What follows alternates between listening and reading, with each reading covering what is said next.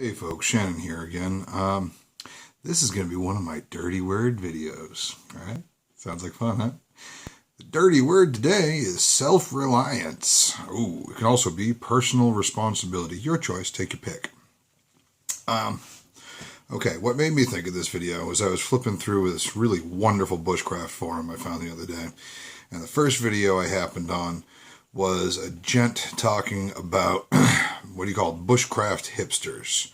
You know, those folks who think that because they spent $2,000 on a big old Bowie knife and bought this brand new backpack from Eastern Mountain Sports that suddenly they can survive anywhere. Those assholes. Anyways, pardon my cussing. This video is probably going to piss somebody off. If you're that person, good. Because this is about one of my personal pet peeves. This is all those folks out there who are selling the quote-unquote ultimate bug-out bag or ultimate survival bag. Shame on you.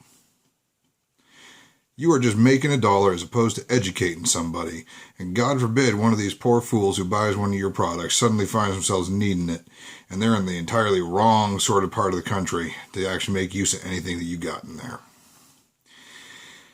Alright, so while it's been a few years since I have left the tutelage of my kind and wonderful instructor, a few things have stuck with me.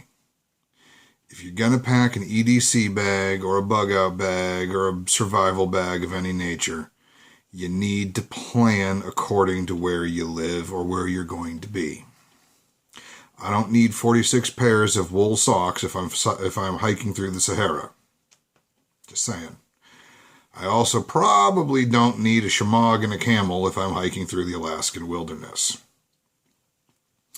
For me, where I live, the only time of year I really carry a bag with me is during the winter, and that's because it gets damn cold. And fortunately, during the summer, it's, with my basic everyday carry, my EDC, I'm pretty okay, barring some sort of massive trauma like a car accident or struck by lightning, run over by charging moose or what have you.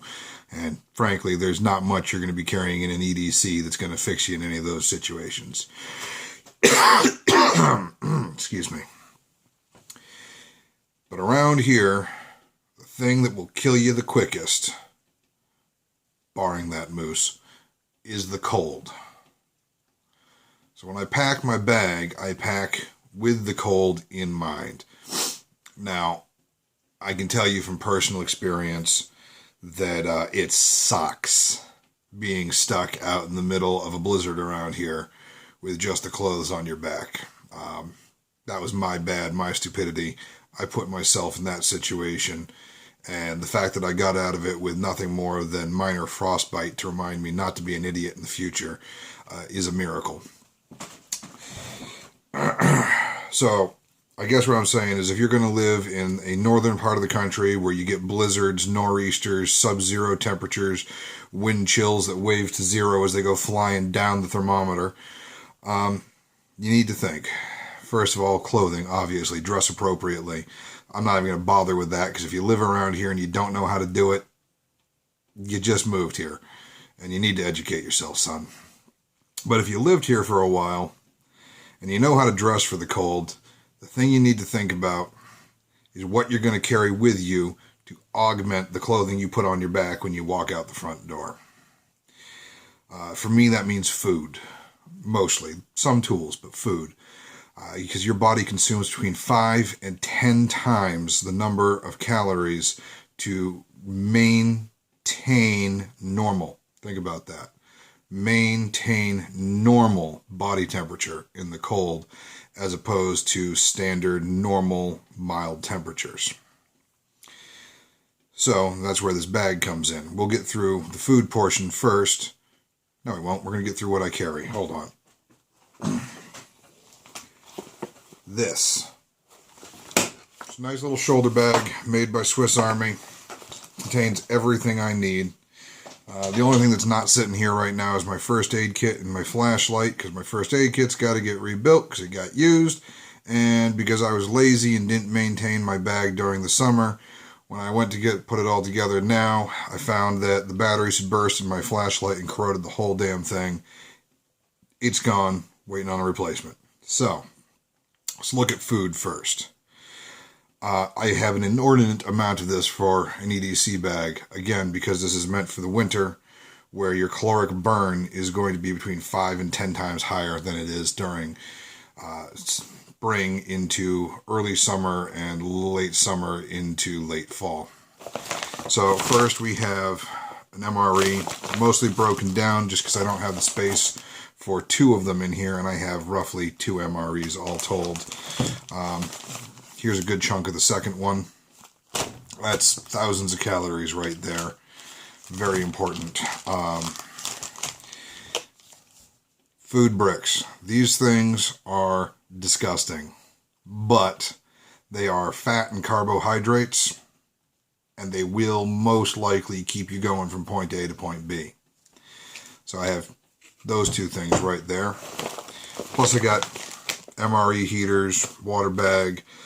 Normally in my first aid kit there is a box of extra large unlubricated condoms, because during the winter you carry those with you to pack snow in. You tie the top off and you sandwich it between layers of your clothing. There's your fresh water, just in case. Reduced chicken broth packets. This is nothing, really nothing, but fat and salt. Salt will help you retain water. Without enough salt in your system, you don't retain shit, you dehydrate, and you die. Happens just as quick during the winter as it does during the summer, if not quicker.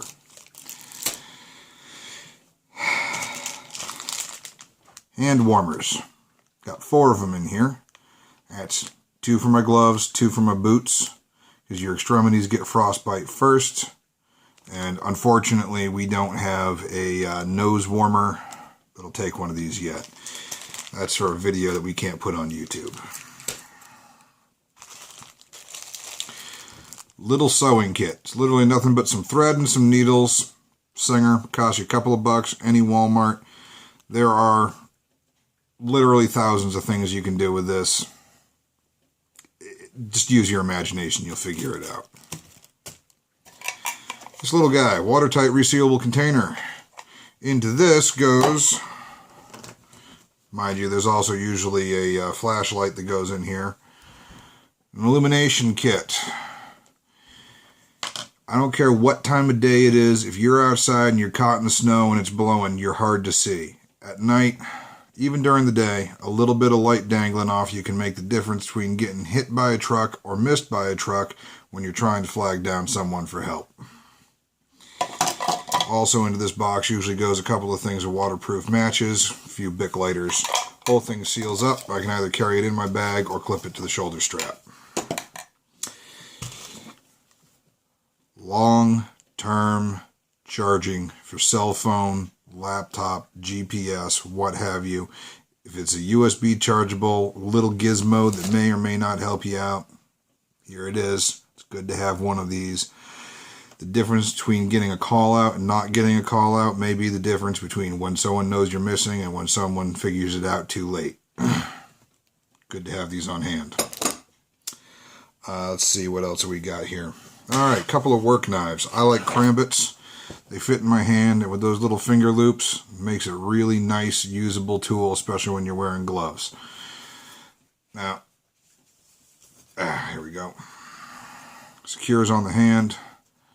You can, God bless it, you can leave it on your finger, use your other fingers. You can leave it on both fingers, use those fingers. Stays nice and secure. Good work knife, and good for self-defense if need be. This is a United Cutlery. I think it's a pretty damn good knife. On this particular model, this Kydex sheath is a piece of crap. I broke it in less than 24 hours of having it, and that was just from wearing it on my belt. That's going to end up getting mounted up on some leather. You can stitch that. You can fix that. You can't really stitch Kydex. Another little United Cutlery crambit. This guy usually goes right on my shoulder strap, or I'll hang it off a chain around my neck. This guy can be used as a self-defense tool, but mostly I just keep it as a little work knife. Alright, sharp as the dickens, cut whatever you need. generally speaking, just a good thing to have on hand. I guess my point here is that I built this to handle my basic needs. I'm of the fast and light school of thought, which is funny coming from a guy my size, but I don't want to haul around more than I absolutely have to. So when I take this bag and I throw it on over my wool jacket, yeah, I still believe in the old school wool jackets, my heavy thermals, my pants, my gloves, my scarf, and my hat, I'm already under a good deal of weight to go hiking through the woods. I don't really want to be carrying a full-sized rucksack if I don't have to. I guess my whole point is learn your environment and tailor what you carry to what it is you need for your environment. All right. Around here, like I said, with the cold, I can harvest my water off the ground, literally. If you live somewhere that's dry, you're going to want to pack probably more water and a little less on the caloric intake. Not that calories aren't important in the heat too. Your body does burn extra during the hot times as well. But you might not need to carry that extra brick of food, and you might want to stack a little bit of extra water in there. Like I said, learn your environment. Build your EDC. Build your bug-out bag to what you need for your environment. If you're going to buy a pre-built, you need to go through the lists of everything they put in there and find what's going to work best for you where you live or where you're planning on being. Don't buy into this one-size-fits-all horse pucky. It's going to get you killed. Oh, one other thing. My little bush knife does pretty much everything. Sharp as hell, solid steel, simple, works no matter what. Goes in a belt sheath, goes with me every day, whether or not I'm carrying my bag. And my pistol as well. If you don't live in a state where you can carry a gun, move. If you can't move, well, don't carry a gun because you don't need to get arrested. But seriously, talk to your senators and your legislation and get that shit changed. Anyways, y'all have fun out there. Be safe. Build something that works for you. Do your research because knowledge weighs nothing. You can carry it with you everywhere you go, and that'll save your life before anything else. Be safe. Have fun, folks.